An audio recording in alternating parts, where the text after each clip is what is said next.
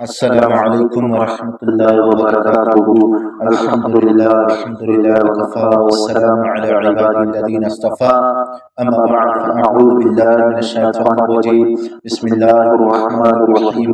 جی الحمدللہ ہمارے اور آج کے جمعے کا جو بیان ہے، جمعے کے دن صلاۃ و تسبیح پڑھنا حضرت ابن عباس رضی اللہ تعالیٰ عنہ مبارک وعنہم اجمعین مبارک کے شاگرد اور تابعین حضرت اکرمہ سے روایت ہے کہ حضرت ابن عباس رضی اللہ تعالیٰ عنہ مبارک نے فرمایا،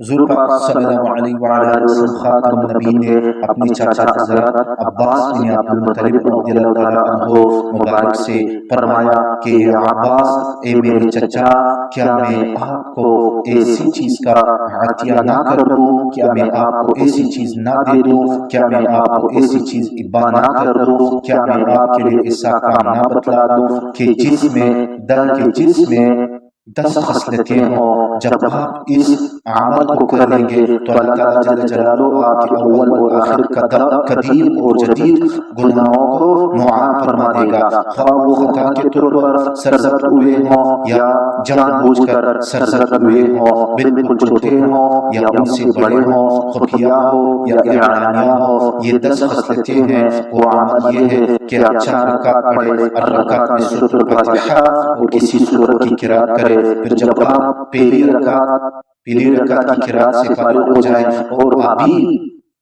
قیام کی حالت میں ہو تو 15 مرتبہ ان کلمات کو پڑھیں، سبحان اللہ والحمدللہ ولا الہ الا اللہ واللہ اکبر۔ پھر جب آپ رکوع کریں تو رکوع کی حالت میں 10 مرتبہ انہی کلمات کو پڑھیں۔ پھر آپ رکوع سے اپنا سر اٹھائیں تو سجدہ میں جانے سے پہلے قوما قیام کی حالت میں 10 مرتبہ انہی کلمات کو پڑھیں۔ پھر آپ سجدہ میں چلے جائیں اور سجدے کی حالت میں 10 مرتبہ انہی کلمات کو پڑھیں۔ پھر آپ سجدہ سے اپنا سر اٹھائیں تو جلسہ اور نشست کی حالت میں 10 مرتبہ انہی کلمات کو پڑھیں۔ پھر آپ دوسرا سجدہ کریں اور سجدہ میں 10 مرتبہ انہی کلمات کو پڑھیں۔ پھر دوسرے سجدہ سے اپنا سر اٹھائیں اور نشست کی حالت میں 10 مرتبہ انہی کلمات کو پڑھے تو یہ الرکعت میں 75 کا عدد ہو گیا۔ آپ 4 رکعتوں میں سے الرکعت میں اسی طرح کا عمل کریں۔ اگر آپ کو اس کی استطاعت ہو کہ آپ اس نماز کو ہر دن میں 1 مرتبہ پڑھ سکتے ہوں تو آپ ہر دن میں 1 مرتبہ پڑھ لیں، اور اگر آپ ایسا نہ کر سکے تو ہر جمعے کو 1 مرتبہ پڑھ لیں، اور اگر آپ ایسا نہ کر سکے تو ہر مہینے میں 1 مرتبہ پڑھ لیں، اور اگر آپ ایسا نہ کر سکے تو ہر سال میں 1 مرتبہ پڑھ لے، اور اگر ایسا بھی نہ کر سکے تو عمر میں 1 ہی مرتبہ پڑھ لے۔ ابو داؤد ابن ماجہ۔ صلاۃ تسبیح کے بارے میں جو حدیث میں گناہوں کی معافی کا ذکر ہے، اس کے متعلق اگرچہ بعض حضرات نے فرمایا کہ اس کی وجہ سے گناہ کبیرہ بھی معاف ہو جاتے ہیں، لیکن دیگر محقق حضرات نے فرمایا کہ اس سے صغیرہ گناہ مراد ہے، کیونکہ صغیرہ گناہوں میں بھی آپس میں درجات ہے۔ نیچے درجے والے گناہ کے مقابلے میں اوپر والے صغیرہ گناہ پر بعض اوقات کبیرہ گناہ کا اطلاق کر دیا جاتا ہے، اور کبیرہ گناہوں کی معافی کے لیے قاعدہ یہی ہے کہ توبہ ضروری ہے، اور توبے کی تفصیل اپنی جگہ طے شدہ ہے۔ ملحوظ ہے حضرت ابن عباس رضی اللہ تعالیٰ عنہ وعنہم اجمعین مبارک کی یہ حدیث سند کے لحاظ سے کم صحیح یا کم از کم حسن درجے میں داخل ہے۔